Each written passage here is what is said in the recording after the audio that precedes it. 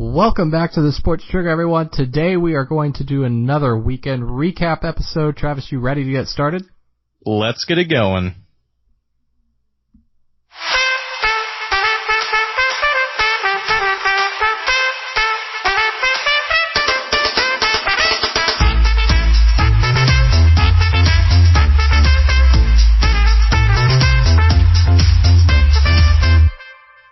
Welcome back, everyone. Travis, some great games over the weekend in college football. NFL, not so much, really. So let's recap some of the good games anyways. Obviously the Florida-Tennessee game with the Hail Mary at the last second. Wow. The game was kind of a snoozer before that, but it kind of picked up at the end there, at least with the Hail Mary. What did you think about that play? It's funny because, honestly, I had watched the whole first half and a little bit into the third, hoping for it to pick up a little bit, and I did not know about the Hail Mary until actually you had texted me. You said Florida, wow, and I was like, okay, what happened? You know, something big happened, and I was expecting it to be some collapse or Tennessee ended up winning or something along those lines, but it was even better with the Hail Mary. So, credit to Florida, and even Tennessee for that matter. You know, I didn't know which way it would go. I definitely was leaning Tennessee just because I had no trust in Florida's offense. I had trust in their defense, but Right. you know, the fact that it was ended up being a great game, granted, you know, okay, so let's get this out of the way. Most people these days are all into scoring, right? You know, Right. If you're a Big 12 fan, points all the time. But SEC, especially for these two teams, especially being a Florida fan, you know, you're not going to be seeing that much scoring, at least you haven't the past couple of years. So, if you like football, really like football, I think this was a great game to watch. Granted, I didn't watch the fourth quarter when all the fireworks happened, but I still think it ended up being a great game.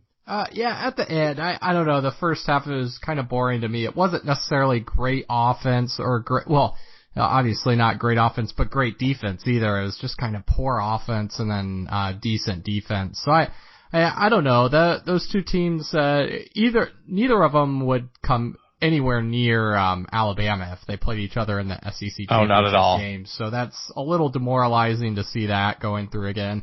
Another game that was going on, you had Memphis, UCLA. Memphis won, and I didn't realize this before the weekend, but Memphis is 4-0, I believe, against top 25 teams at home.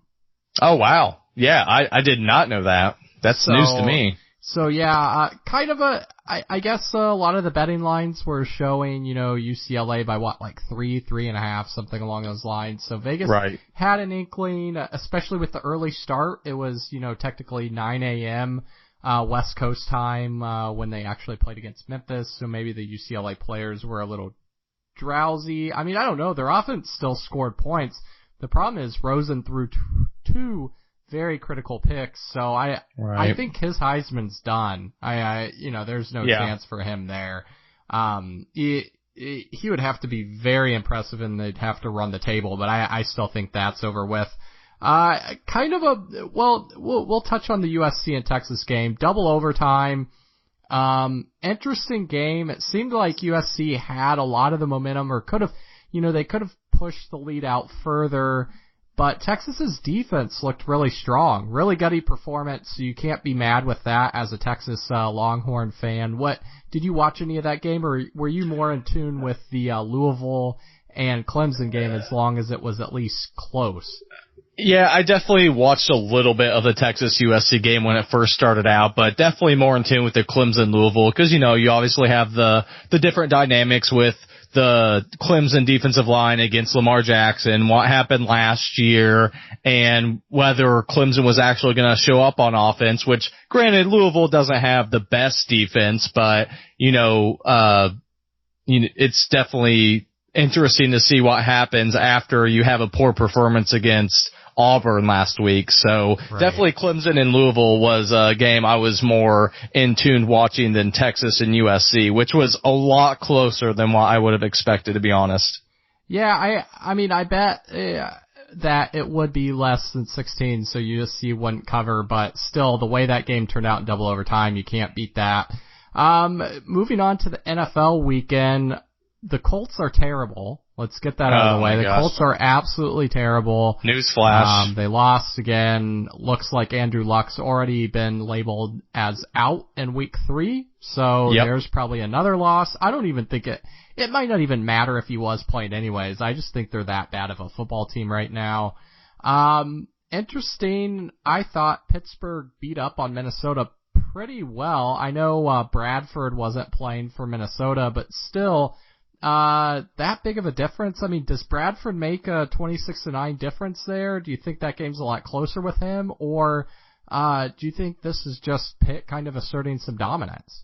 You know, it's funny that you brought up that game because that is one, before we knew Bradford's injury, that I had Minnesota winning. And it wasn't just primarily because of the great performance that they had against the Saints in week 1. It was just because it was collective, if you will, because Pittsburgh, you know, they weren't impressive against the Browns in week 1. They only ended up winning by 3 points. Bell wasn't that amazing. Obviously, you have Brown, who's going to do what he does. He had 180 yards receiving the first game, but I fully expected Minnesota to be like a 3-point game. That is what I fully expected. Then when Bradford was pulled, you know, I definitely leaned toward Pitt as far as winning. I didn't think they would win by this much just because of how Minnesota's defense is. But yeah, I think he does make it. I would add 7 to 10 points if you have Sam Bradford out there. Okay. Yeah. I mean, I obviously Minnesota looked great the first week and then this week not so great, but they didn't have Bradford. So I'm going to hold off on making any assumptions there. Dalvin Cook actually had another okay game. So that was good sign for them. Denver beat up on Dallas by a lot. I was a little surprised by that. Right. But Simeon, what's going on with Simeon? The thing is, though, wasn't it Denver last year? And I'd have to look back and double check. Didn't Denver start out like 6-0 last year? And everybody's they're going to be fine. And then they just fell apart. So they did. I want to hold off on making an opinion against that. But Simeon's looked very, very strong. Very strong. Yeah. And their defense held down a very good Dallas offense, or at least so we think. I mean, maybe they're going to fall apart a little bit this year. I don't know. It's only week 2, but still, you have to just based on paper and what we know, that's a very impressive game. New York Jets, they're continuing their march to losing every single game this year. Going for number 1 pick. Oakland just absolutely demolished them. It's just sad. And you know what? Oakland looks good again this year, which I'm really pumped. Marshawn Lynch, obviously, with the sideline dance that has everybody demoralized for the Jets. But the Raiders, gosh, Crabtree, 3 touchdowns. Carr looked amazing. And Jalen Richards, who I'm a big fan of, actually, for them. Cordell Patterson. I mean, they weapons all over the place. The Jets will make you look good. So I don't know how much to read into that. New England looked really good. Week 2, New Orleans seems to be trying to go into the tank mode by sitting their best playmaker at safety. So I don't know what's going on with that whole situation. And then that comes to baseball. So baseball playoffs still wrapping up. And getting close here to the end of the year. It looks like my beloved Red Sox are going to win that division as long as they don't completely implode here with the Yankees right behind them on their heels. Obviously, I have Houston and Cleveland already clinching.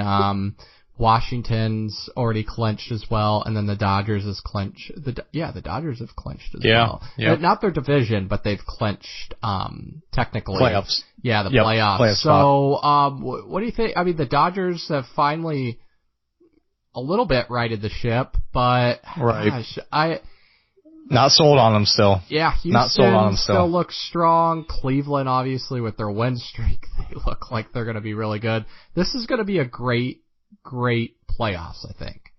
You know, I really want to see Cleveland and Houston face off because I definitely would give the edge to Cleveland as far as their pitching staff, but it's close with if Verlander can actually be somewhat close to what he's been in years past, then Houston will definitely be a force to be reckoned with how good their offense can be. But I don't see how you can't give the edge to Cleveland if they play as they have been playing. But that's the question. As we brought up before, they went on a long win streak. Has that taken a lot out of them? Is it bad timing in their part? Is it, is it just bad in general? Like, is it a superstition thing to where if that happens, they may not make it far in the playoffs? Who knows? It is Cleveland, so that could happen. Yeah, absolutely. It'll be interesting to watch the playoffs, like I said, even this end stretch run here. So with that being said, thanks a lot for joining us on another episode at the Sports Trigger, and until next time.